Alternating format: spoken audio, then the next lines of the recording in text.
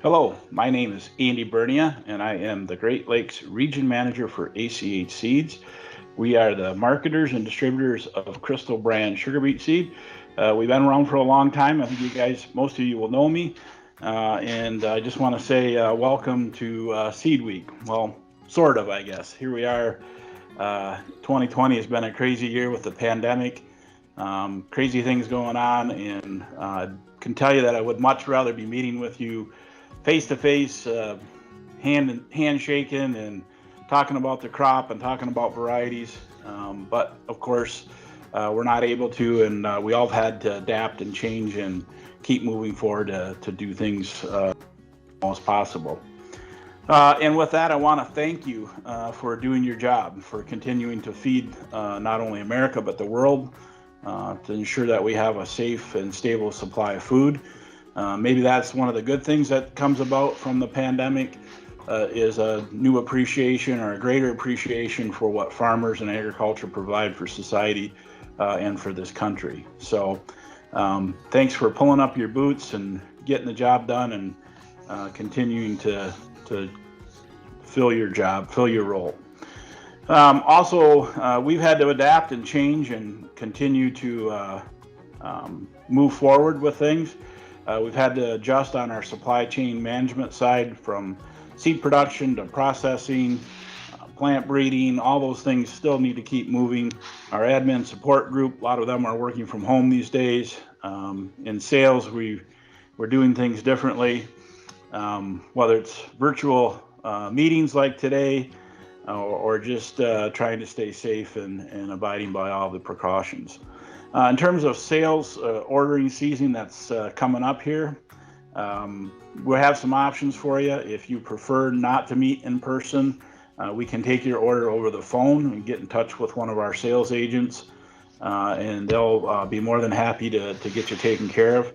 If you would rather meet in person, that's also an option, as long as you and I are in agreement. And then we'll want to follow all the necessary safety precautions with social distancing, face mask, hand sanitizing, all those things that are in today's world necessary. Also wanted to congratulate you on a terrific crop for 2020. We got off to a nice, decent early start, and then the weather took a turn on us and got cold and very wet. And as you know, we had a high level of replanting that took place. It was quite a challenge for us to keep up with it, but we managed to get through and keep you guys supplied. And you guys didn't hesitate for a second. You got the crop replanted in a very timely fashion, which continued to set us up for a great crop. As we progressed through the summer, we got some favorable weather late in the summer and the early fall. I think the crop matured quite nicely, maybe earlier than normal. We got decent tons and very good quality. Hopefully the beet piles store well and processing continues to go well for the factories. And at the end of the day, you guys have a very profitable year. So let's talk about beet seed varieties, crystal beet seed varieties in particular. Well, we're very excited about our variety portfolio going into 2021. The great thing is that we're building on a very foundation of two great varieties in G675 and G752 NT. These varieties have been around for a couple of years now. You guys have been growing them. You're familiar with how they perform. They've been consistent performers, high yielders with good disease packages. The great news is that we've got 4 new varieties for 2021. I think maybe that's the most I recall in my career in a given year. 919 and 932 NT, they'll complement 675 and 752 quite nicely with some enhanced disease traits. The big news is the launch of our CR Plus trait, which has been developed by our parent company, KWS. This is a new source of Casper tolerance, and in terms of breeding and ultimately in terms of production, it's going to be a game changer. So we have 2 varieties with this new trait, G943 and G021. A bit of bad news on G855. We've had an issue in production at a high level of contamination, very high level of off types, and more than we're comfortable with. So we will not have that one available this year. I guess the good thing is that our quality control systems are working. They've done their job. and they've caught the problem before we process it and move it to the market. Also, the good news is that I think we do have pretty good supplies of seed, and I think 919 will help substitute 855 quite well. They're similar in parental lines and also in their trait package. So I think at the end of the day, we're going to be in good shape. I want to talk for a second about the direction we're heading in terms of breeding and the types of varieties that we want to deliver for you guys. We've been fortunate to work from a kind of a base of high yielding germplasm. That's always a good starting point in terms of adding other traits. It's much easier to work kind of downhill versus uphill, where say you had low yielding potential and are trying to keep your traits, your defensive traits, and build the yield. Each time we add a defensive trait, it improves the ability of a variety to achieve its yield potential. And with environmental conditions, they seem like they're quite variable these days. So as we add our defensive trait package, it helps stabilize the performance of varieties across different sets of conditions. This slide is kind of a visual on this concept. So we're starting with yield potential. This is kind of like the horsepower of a variety. You guys like your horsepower in your tractors and your trucks. And sort of like a big tank of gas, right? The bigger your fuel tank, the further you can go. There's two components in yield potential. There's tons and also quality, or sugar per ton. At the end of the day, it all is about recoverable white sugar per acre, and that's what we're talking about when we mention yield potential. One of the first questions we ask in terms of selecting a variety is nematode tolerance. Do you need it? Do you have nematode pressure? I think we've had nematode varieties now for nearly 15 years. It was quite easy to sort out those fields that were heavily infested, kind of a no-brainer on those situations. Where it gets a little more difficult is the field where you have lower levels of pressure, and at times you could have maybe a 1, 2, or 3 ton yield drag, and you wouldn't really know it until nematode variety by side. So that's what we like to tell growers. If you've got a field that you're a little suspect about, probably the best way to do that is to observe it while you have varieties in the field, and maybe plant comparable varieties, nematode and non-nematode, in terms of yield potential. 675, 752 kind of fill that bill quite well, as they have similar recoverable sugar per acre. Okay, on to our variety wheels. Again, this is a depiction of what we would want in an ideal variety. The color scheme here is kind of like a stoplight. So green is good, yellow is moderate, red is poor. This would be ideal variety. It'd be a lot of green there, right? You'd have good yield potential, nematode trait, and very good disease tolerances to protect that yield potential and help the variety achieve it. Move on to some data. This is from Michigan Sugar. These are the approved varieties for 2021.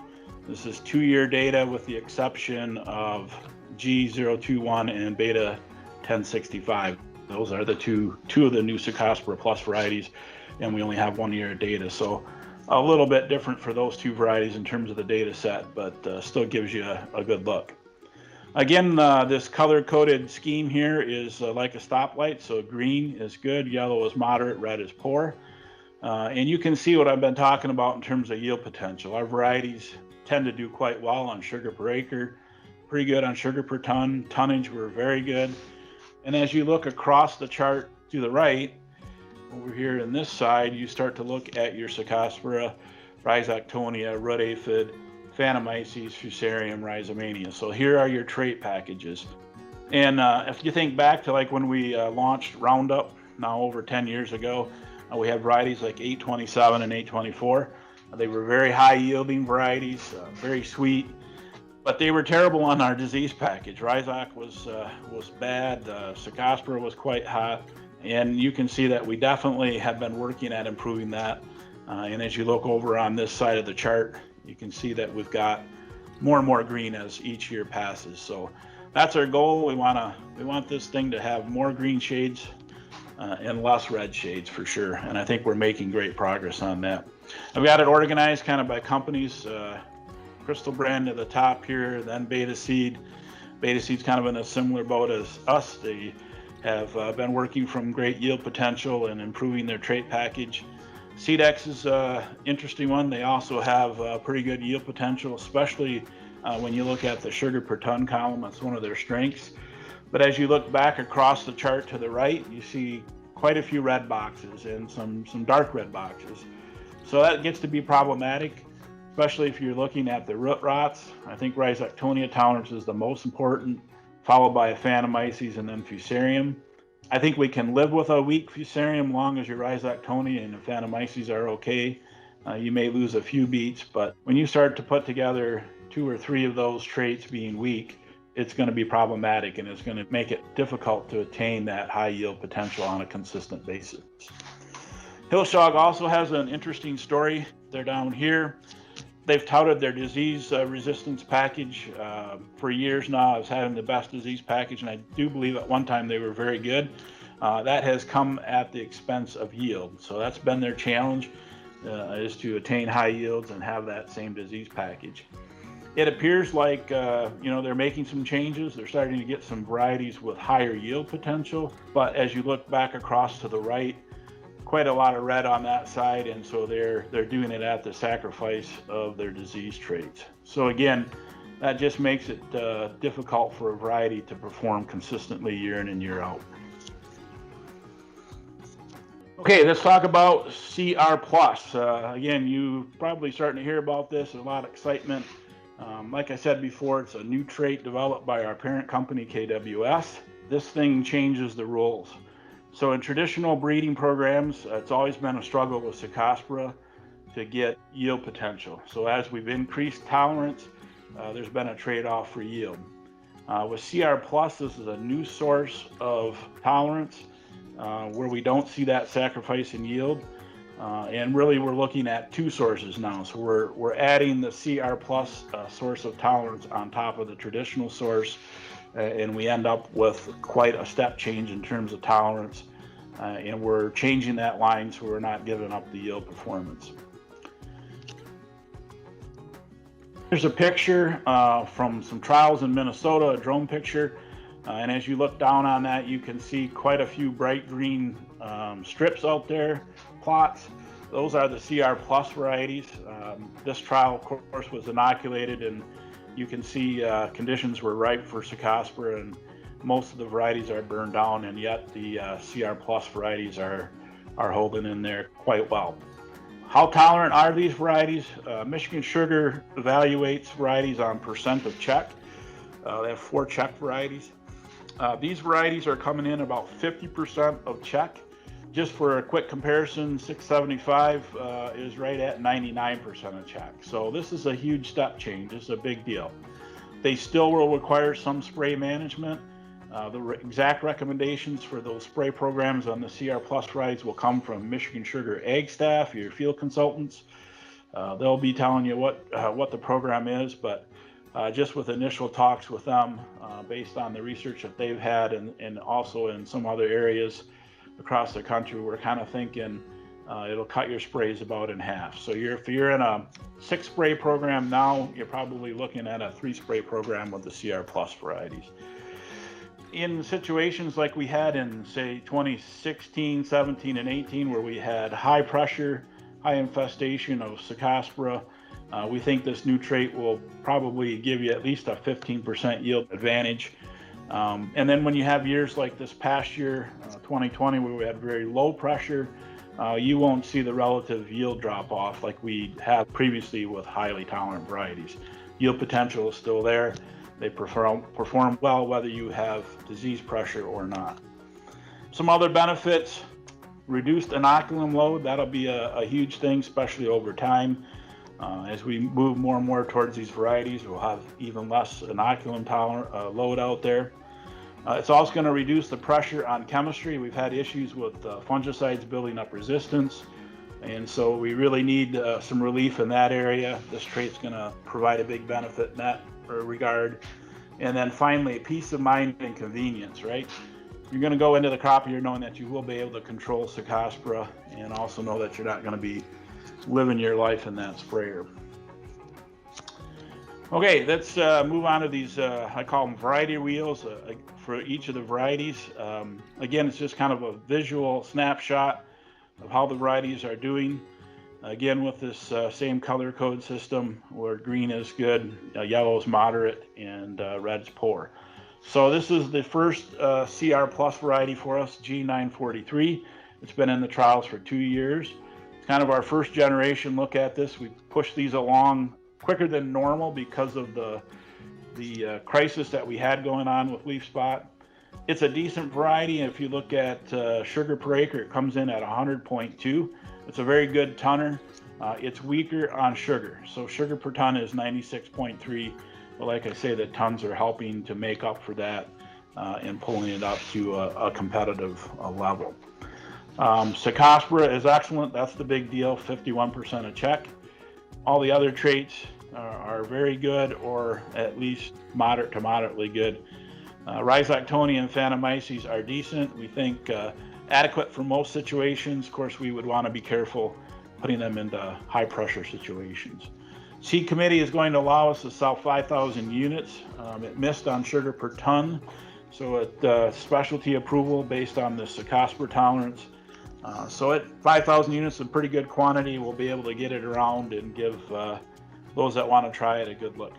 Okay, here is G021, a brand new CR Plus variety. So we've only had this one in the trials for 1 year, but this is the next generation. You can see a nice improvement compared to 943 in terms of both sugar per acre and sugar per ton. Sugar per acre at 102, sugar per ton at 101.9. As you look at this first glance, you're seeing a lot of green there. We talked about the ideal variety. We're starting to get there, right? Good yield potential, great disease package as you look at Rhizomania, Fusarium, Rhizoc, Phantomyces. Root aphid I've got colored a little lighter color, and when you look on the at the data, at the results, it scored poorly this past year. The plant breeders tell us that it should have very good tolerance. From the parental lines, it's fixed. The root aphid tolerance is fixed on both sides, and so we do not expect that it would be segregating. So we think this will straighten itself out as we get more trials, more nurseries in the future. And also, just to be sure, we've sent it to Germany for genetic marker testing. But like I say, we're confident that it does have good root aphid tolerance. Because it's only a 1-year variety, the seed committee did approve it for specialty approval with a limitation of 1,000 units. We're supposed to work with those guys and gals to place the variety. I think the idea here is to just get a good look at it, and we're pretty confident in terms of the Cercospora tolerance, but we want to explore the agronomic side. How does it perform in different soil types? How does it hold up to the other disease pressure situations, early planting, late planting, whatever it may be.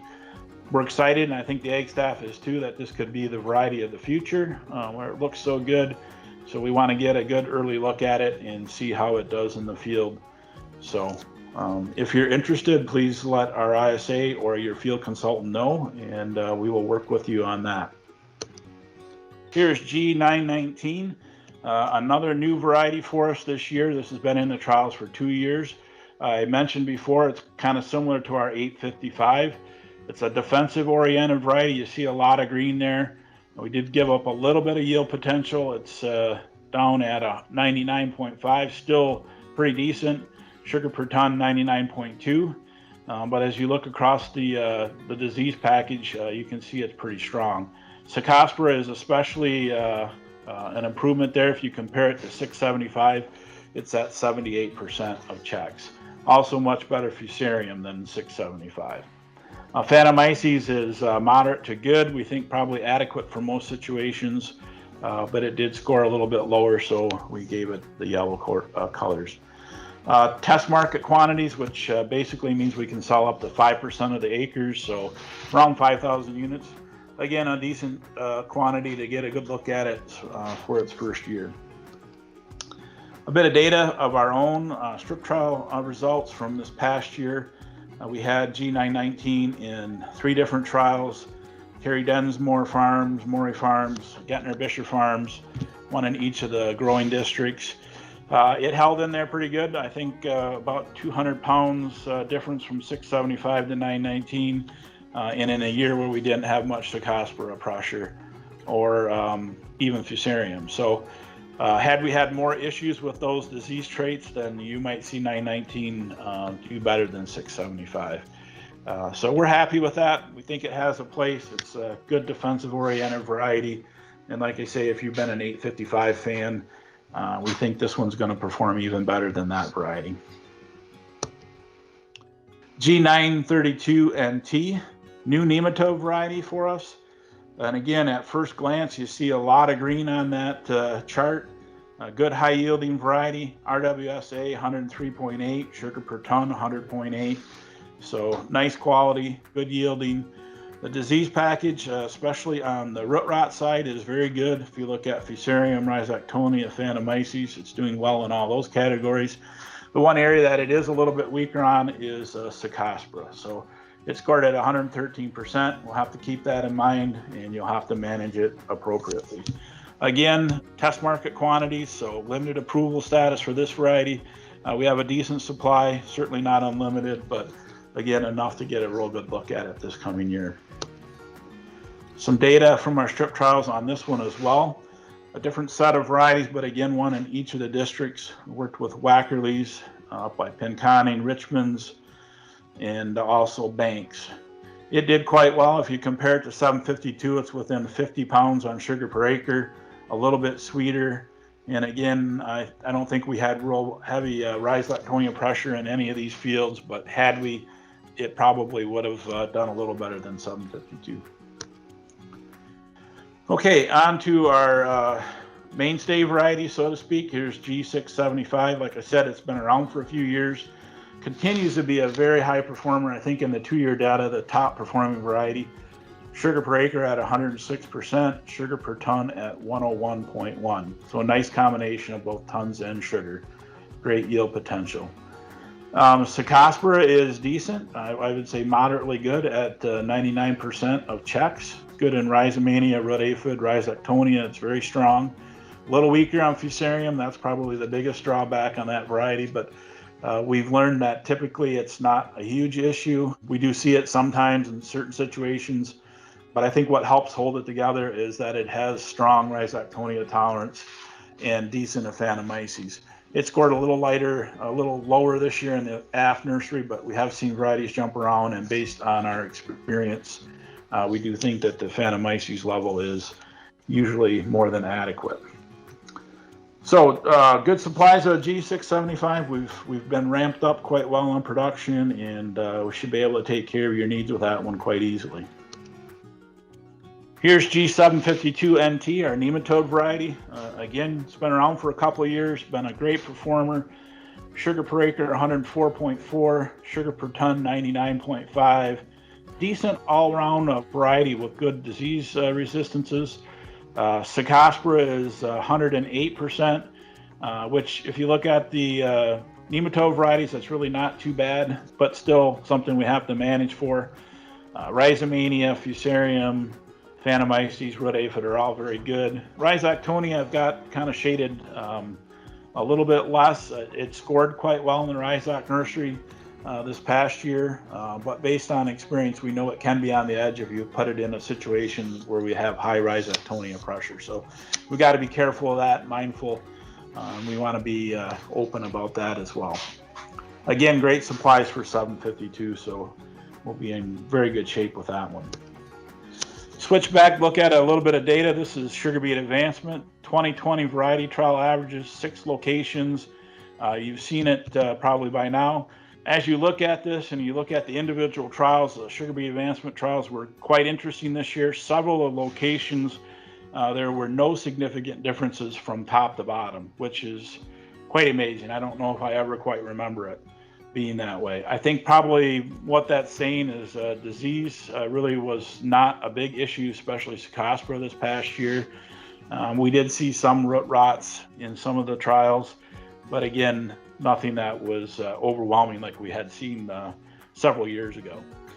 When you look at the average of the 6 locations, all the varieties on the sugar per acre column that are in bold numbers there, are not significantly different. So the top one was 1858 and then all the way down to 1812. So when you think about it, that's a very, very minimal spread.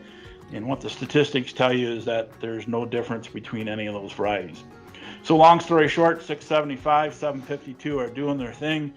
They're amongst the top varieties. They're performing well consistently from one year to the next. And so we're quite happy with that.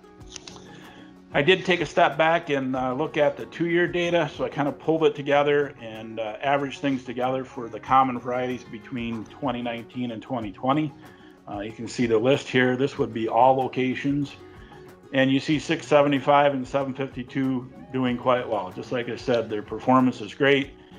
This kind of is an indication of how steady the varieties are, how consistent they are from one year to the next. This is the 2-year data just looking at non-nematode locations. 752 and 675 right at the top of the list, doing great. Here are the nematode locations. So as you would expect, the nematode varieties kind of all rise to the top. 752 is right there, performing well. Super high performing variety. Again, indication of that consistency from one year to the next. Okay, back to a final slide here on results and data. We're back to the Michigan Sugar approved varieties for 2021, the 2-year data. This sheet you've seen many times. It's been a good, useful sheet. It's a good resource, has all the information that you need all in one place.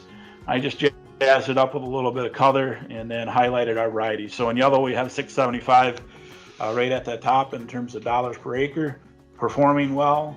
You can see the trait package going across is relatively good. In the purple, the next one down is 932 NT, our new nematode variety. Again, high performing variety. Looks great as you go across the chart there. A lot of good ratings. Got to watch the Sugarbeet. 752 is a similar story. Great high performing variety. Very good trait package as you look across there. A lot of good ratings. Again, we got to be mindful of the Rhizoctonium. The new variety, the new source, CR Plus variety G021 in green. Great performance, nice sugar and yield. And as you look across there, the big thing is that excellent rating on Sugarbeet, supported by a very good overall well-rounded disease package. Again, I'll mention the root aphid. We think that will sort itself out when we get more trial results in the future. So we're not too worried about that one. 943 is next. It's highlighted in orange. Again, a nice performing variety. It's got very good tons, a little lower on sugar, but the overall disease package is quite good. And again, excellent on Sugarbeet at that 51% of check rating. And then finally, G919, a little down on yield potential with that one, but it has a great overall defensive package. Again, if you liked 855, we think 919 is going to do you a great job. Quite a bit better on Sugarbeet than 675 and also better than Fusarium. So if those are issues for you, I think 919 has a great fit. I want to talk about our team of sales agents. Just very fortunate and blessed to have such a great group of people to work with. We got Peter Maxwell over in the West District area, Jeff Karst in the Central, Mike Lean kind of covers the East side here in Michigan, and then of course Ryan Konechny over in Canada, over in Ontario. I think we've been doing direct sales for nearly 10 years now. You guys have come to know my team here. They're all sugar beet farmers. They have a lot of experience. All have college degrees, been educated, been around, and I think they've built up your trust and respect over the years. So we're very fortunate. We're a tight-knit group. We work close together, seem to enjoy each other. That was quite evident this past spring when we went through the big replanting rush. It was quite hectic, and as you know, seed supplies were tight. So they were willing to share seed with each other as we were waiting for the next truckload to arrive. We were moving seed around, and they are all totally selfless. I mean, they were willing to share and willing to get it all done as one big team. And I thank those guys for that. It's been a great group to work with. And finally, I want to wrap up. I think our future is bright, not only for us as a company, but for you as sugar beet growers. We're moving in the right direction on these varieties, maintaining high yield potential, improving our disease traits. This involvement with CR Plus should make life a lot easier. Quite a few less spraying trips across the field should make growing beets quite enjoyable again. We want to take an opportunity to thank you for your business. As always, we've had a great run, good market share, and it's been awesome. And we're here to ask you today for your continued business. We'll work with you. We'll continue to provide the service and the great varieties that you've been accustomed to. And finally, I want to encourage all of you to stay safe through this pandemic. It'll pass. We'll get through it. Things are coming together, but take the time to be safe and be cautious. And finally, we wish you a blessed holiday season. Thank you.